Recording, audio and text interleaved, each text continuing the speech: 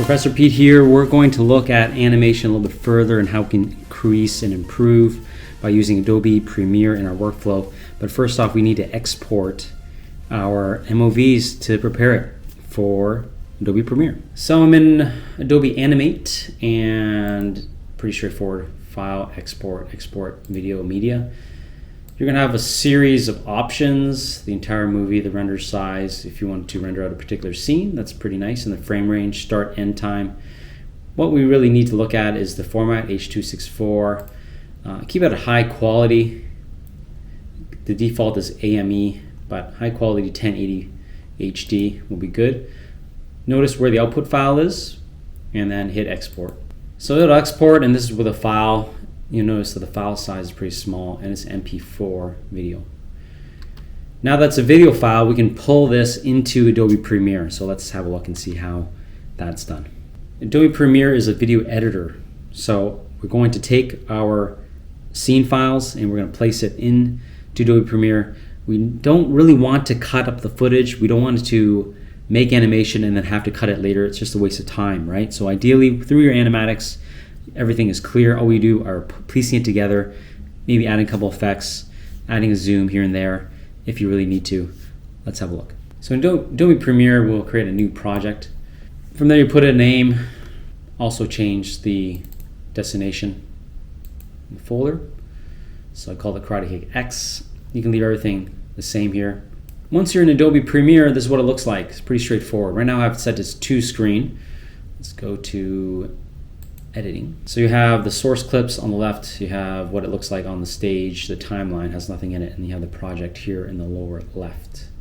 I'm using Stone Throw Away, one of my short films I created as an example. So I'm going to put in these files.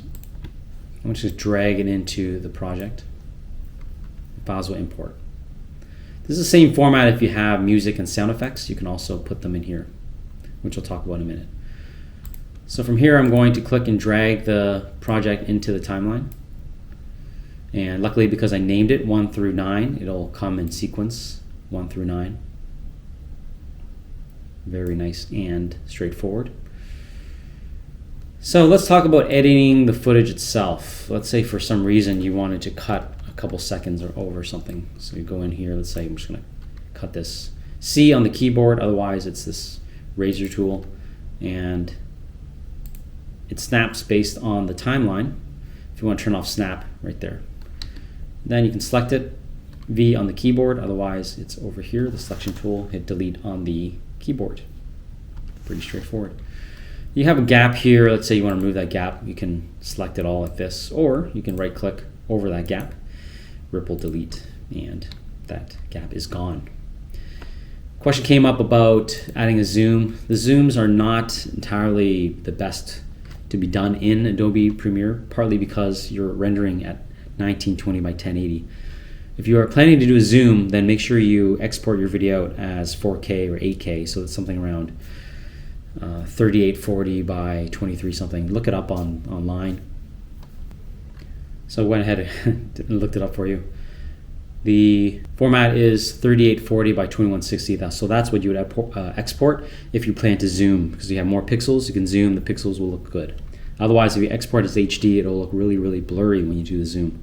So you want to do the zoom, let's say on this shot, you go to Effects Control, and you'll see that there is scale. You can increase the scale of that. So let's say from here, a couple seconds in, create the stopwatch, that creates the keyframe, as you can see here, it's set to 100, and over here maybe you want to increase it by 105. I wouldn't recommend going more than that. Again, if you have a 4K file, you can zoom in 50% or more than that, so you'd be 150, 180. But you can see if I make it 150, it starts you start to lose fidelity in the image. 200 starts to get really blurry in the output.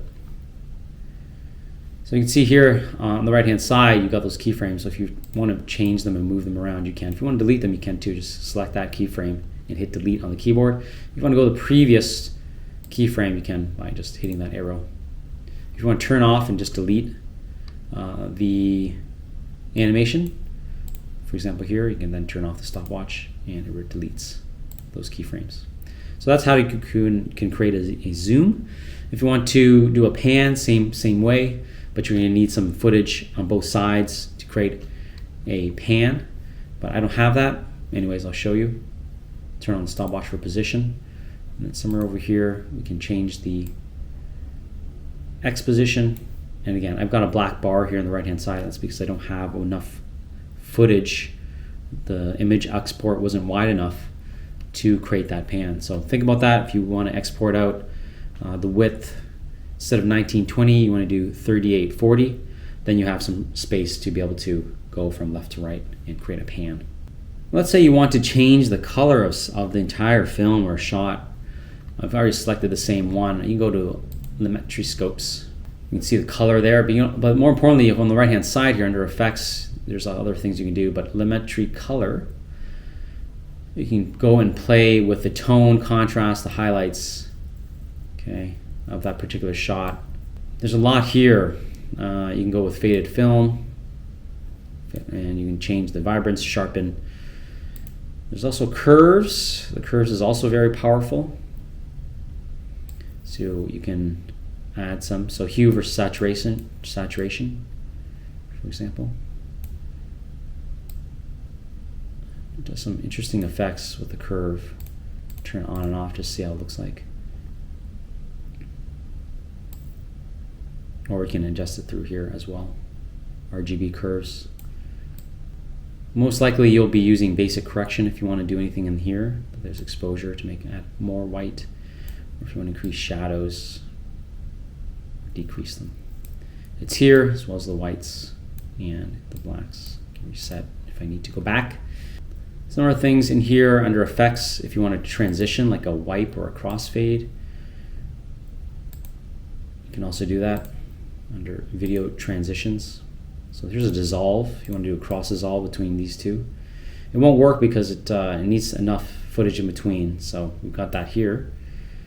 Yeah, as it says here, it'll create. So that's a dissolve for video transition. For a video effect, there's a bunch in here as well. I won't spend too much time in here, but there's color correction, blur and sharpen, if you want to blur something, noise and grain. There's also black and white under image control. If I do anything, equalize is one that I will use, and then you go under effects control for that particular shot, that scene, and you can scroll down, opacity, there's equalize, and you can adjust the amount of equalization. So this is a quick way to add color and contrast, is using that. And you can pick between RGB and Photoshop. Style's the same, brightness is a little bit different, but you can see what it does to the image. So equalize is a fun one, but there's a lot you can do, so play around with it. In the timeline, if you want to zoom in and zoom out, you can use the plus and minus on the keyboard. Otherwise, you can use this on the bottom, zoom in and out. In terms of adding sound and music, this is a great program to do that in. I'm going to drag in a music file here, pop it in. That's what it looks like. And at any point, you can see the waveform, and then you can drag this down so you can see how it looks like. You can increase the volume. If you want to increase the volume by double, that's 6. Half of it is 3. If you want to decrease by half, it's -3 and -6. If you want to divide the volume by 2. If you want to cut, again, you can just cut pretty straightforward like this, and then you can delete if you need to. If you want to create a fade in, you can hit the keyframe button and then create another keyframe, so that way you have a fade from 0 to the volume that you would like it at, and you can click and drag. If for some reason you want to bring that sound back, or even the video, you can just drag there and it comes back.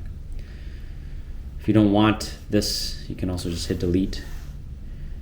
I'll probably delete the first one and then delete that one, so you still have it there. So I think that covers the basics of Adobe Premiere.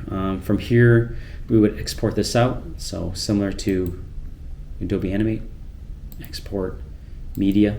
The export settings will come up, H.264, match the source, output name, change it to maybe whatever it is, the name of the film, _final.